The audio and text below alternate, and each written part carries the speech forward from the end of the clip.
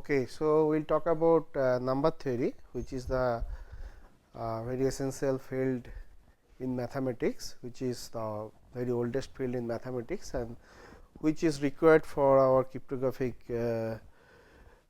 protocol, cryptographic primitives. So, let us start with the number theory. So, slide please.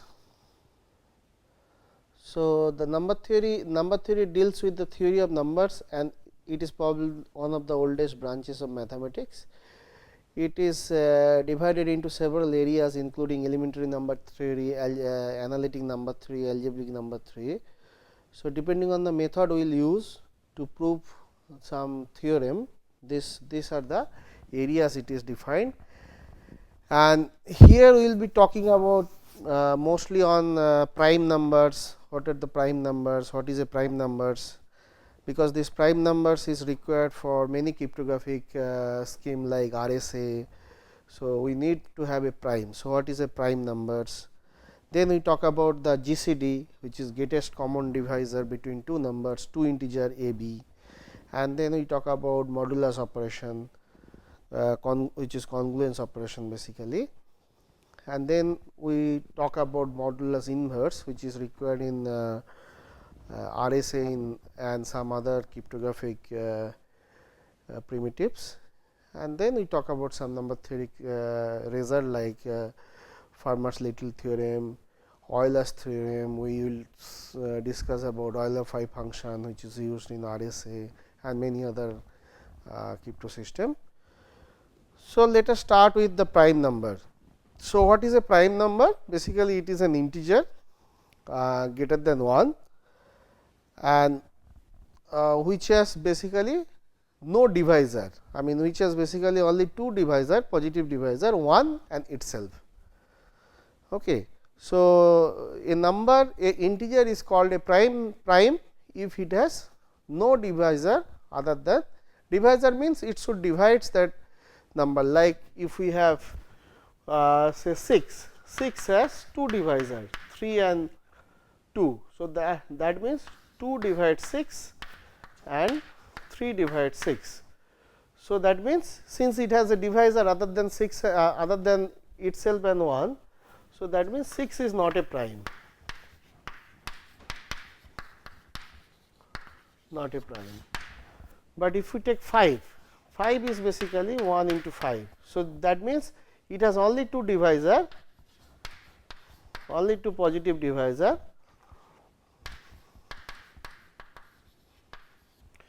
1 and 5 itself, then it is called a prime. So, 5 is a prime number, is a prime number. So, and positive integer is called a prime if it has two divisor only. So, p, if p is called a prime, it has, if it has two divisor only 1 and p itself. No other integer a should exist, so that it divides p. So, this should not be, we should not find a such that this exists. So, this number is p is then called prime number. Okay. So, so it can be seen that 1 is not a prime, 1 we consider not a prime. So, prime number have very important role in cryptographic algorithm. So, we will see those slowly.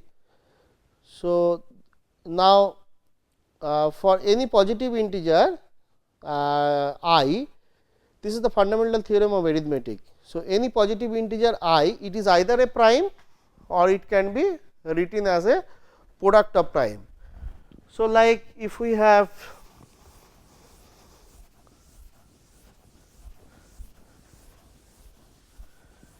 any positive integer, say 3 itself is a prime, 7 itself is a prime. Suppose you have 21 not a prime, but it can be written as product of two primes. Okay. Now, if we have 63 can be written as in this form. Okay. Now, for example, if we have this 9975, So, any integer I is either a prime or it can be written as any positive integer, it can be written as product of prime. So, this can be written as, we can easily verify 5 square into 7 into 19. So, that means any integer I is either a prime or it can be written as a prime factor. Dot dot dot, say there are say n p n e to the power n, where e I are greater than equal to 0. This is a positive integer and p i's are all prime.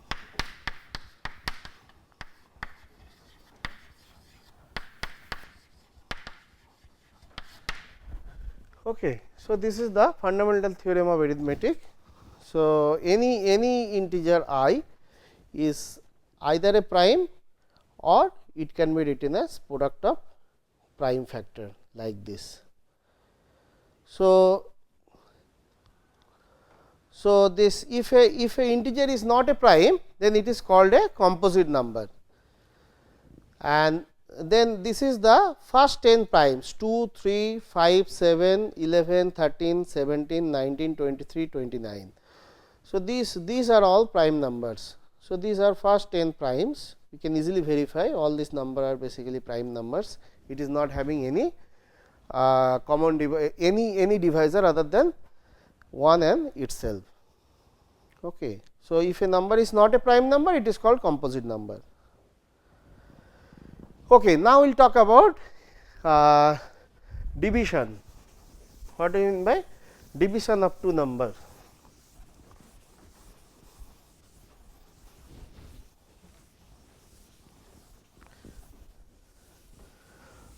Okay. Suppose we have two integers, let n and m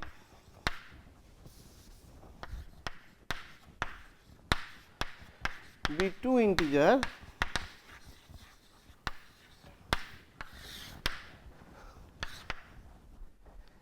then if we try to divide n by m. So, that means n can be written as q into m plus r, okay. And this r is basically called remainder,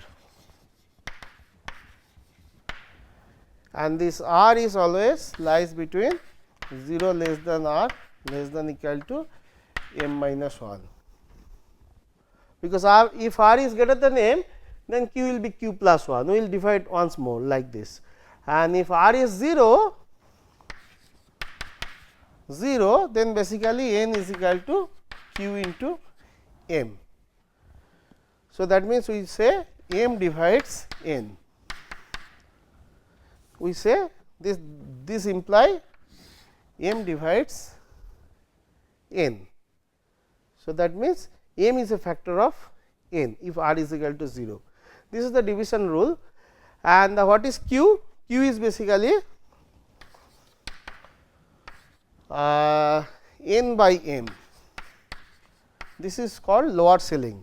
Lower ceiling means it is the least integer which is less than this. So, this is the flooring, lower floor, we have the upper floor. Okay. So, here is the division if we want to divide n by m. So, n is basically q into this, where all these are basically integer and r is the remainder, or it is sometimes called residue, and r must be non-negative, that is either positive or 0. If it is 0, then we say m divides n, and q quotient is basically n by m in the floor. This is basically the floor of integer floor. This is the integer part of this, but it is less than x. So, that means if it is say 2.6, floor means 2, okay. 2.4, floor means also 2, but for 2.6 if we have upper ceiling, then it is basically 3. So, if it is a upper ceiling, this is the notation basically.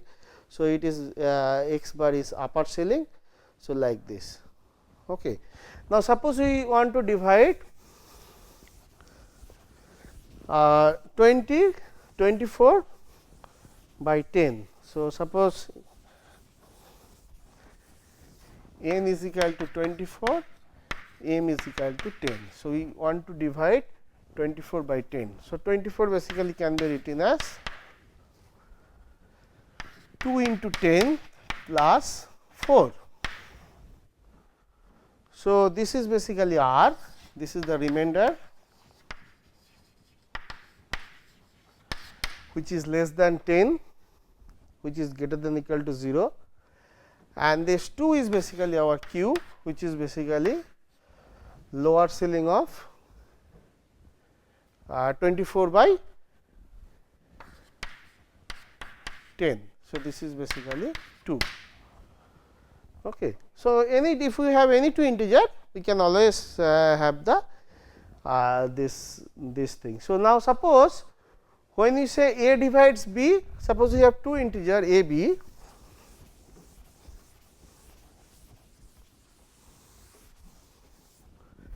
if you have two integer, let a and b be two integer,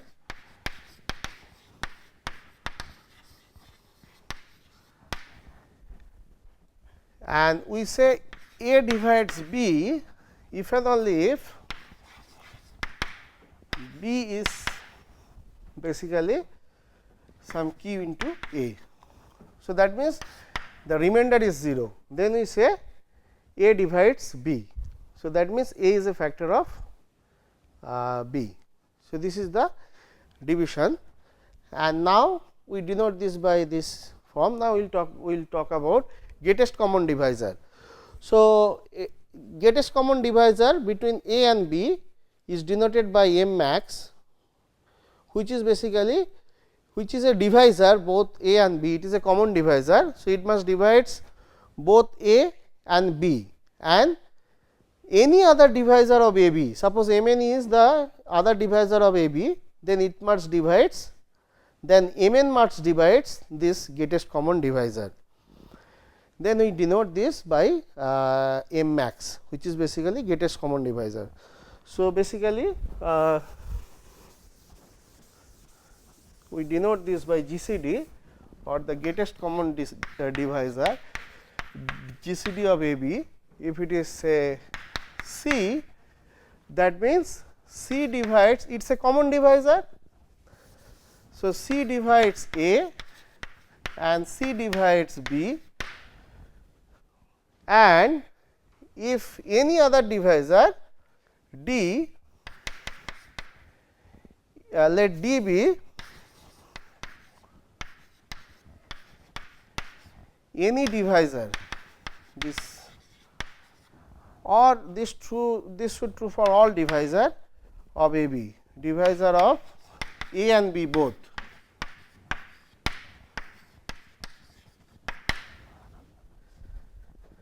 So, that means D divides A and D divides B. Then D must divides C, and this must true for any other divisor D. So, this is basically, then C is a greatest common divisor of A B. Now, suppose we want to find the greatest common divisor of say 24, 32. Suppose A is 24. So, suppose you want to find 24 and 32 is how much we want to find this. So, A is 24, B is equal to 32. Now, what is the divisor of A? So, the divisor set of all divisor, set of 24 is basically plus minus 1, plus minus 2, these are all divisor of 24, plus minus 3, plus minus 4,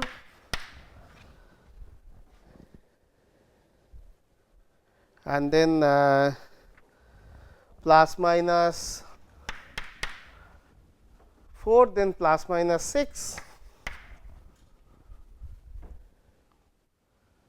then plus minus 8, plus minus 12, plus minus 24. So, these are all divisor of 24. Now, this is the divisor set of 24. Now, let us take the divisor set of 32. So, this is basically plus minus 1, plus minus 2, plus minus 4, 6 is not a divisor of 32. So, plus minus 8, then plus minus 16, and then plus minus 32. So, these are the divisor of 32. Now, the common divisor means the intersection between these two sets. So, the common divisor of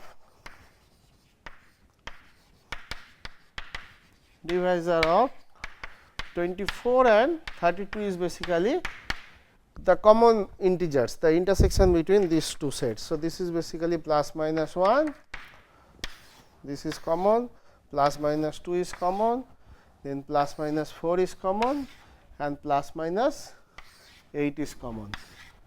So, plus minus 2, plus minus 4, plus minus 8. Okay. So, these are the common divisor of this A B. Now, among these, who is the greatest common divisor? So, 8 is the GCD of this. So, 8 is the GCD of 24, 32. Okay. So, we can check that if you take any other divisor of any other common divisor of 24 and 32, like for example 4, then 4 must divides 8. So, that is the GCD of two number A B.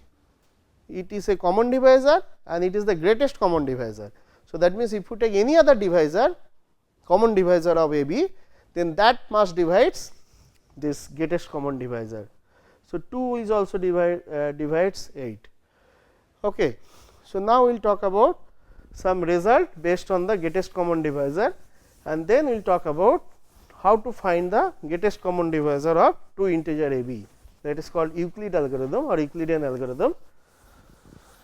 So, some result we will discuss here. So, this is result, or we can have a theorem form. So, GCD of A B is basically same as GCD of B A. This is quite obvious. I mean, we are just changing this thing. So, this is quite obvious, no need to go for the proof. Now, another theorem may be, so we can mark the number. GCD of A B is same as GCD of A, because A B could be negative also, but for divisor we are taking the greatest common divisor. So, this mod is, so if C is a divisor, then minus C is also a divisor. If C divides A, then minus C also divides minus A. So, this is also quite straightforward, we are not going to prove this. Okay, now, theorem number 3 is basically GCD of A0 is basically A. Okay. And now, we are going to prove a theorem which will give us the Euclid algorithm to find the greatest common divisor of two number A B. So, this theorem is telling, the statement of this theorem is, maybe this is 4. So, 1, 2, 3, 4, anyway this is theorem is telling GCD of A B is basically GCD of A plus K B comma B, where A, B, K are any integer.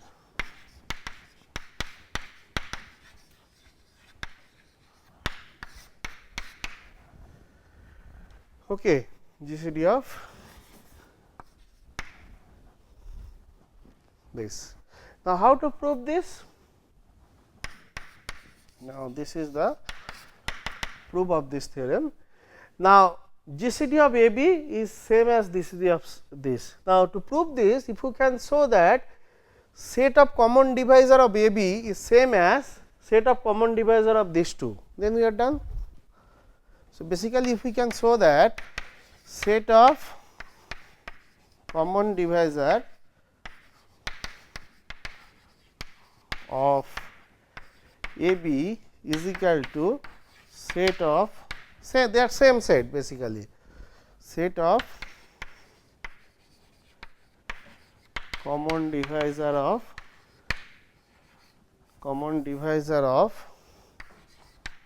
A plus KB comma B. If we can prove that, then we are done, because then we can take the maximum of that set, I mean the GCD. So, we are going to prove this, the set of common divisor of AB is same as set of common divisor of A plus KB comma B. So, that means to prove this, what we need to show? We take a common divisor of AB. So, that will show is a common divisor of A plus KB. So, let us take that.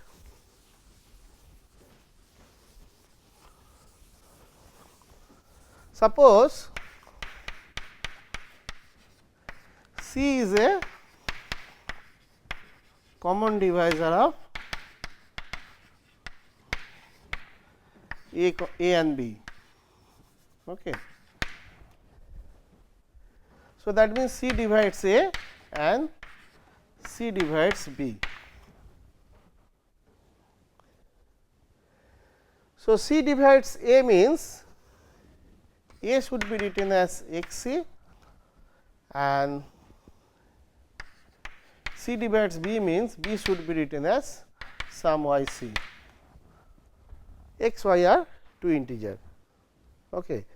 Now, we will prove that C will divides both, C already divides B. Now, we have to show that C divides A plus KB. So, how to show this? So, A plus KB is basically what? A plus KB is basically A is basically XC plus KB, B is YC. So, KYC. So, this is basically X plus KYC. So, this is an integer, X plus KY is an integer. So, this is some alpha C, where alpha is an integer. So, this implies C divides X plus KB. Now, we already know C divides B. So, that means this implies C divides X plus KB and C divides B. So, that means C is a common divisor of this and this. So, one part is done. Now, the reverse. Now, we assume suppose C is a common divisor of this and this, and then we need to show C is also a common divisor of AB. So, that means C divides A. So, this is one part is completed. Now, the second part,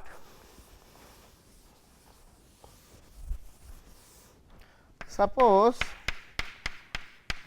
C divides C, suppose C is a common divisor of this and this. So, that means suppose C divides A plus KB and C divides B. Then we need to show C is also a common divisor of AB. So, that means we need to show that C divides A also. Okay. So, this means what? This means A plus KB must written as some x into C, some other integer x, and C divides B means B must be written as some integer y into C. Okay. Now, from here A is basically XC minus KB. Now, K is basically YC. So, XC minus KYC. So, if you take C common x minus k y C. So, this is some integer alpha C, some integer alpha. So, this means C divides A, done. So, that means C is a common divisor of, this imply C is a common divisor of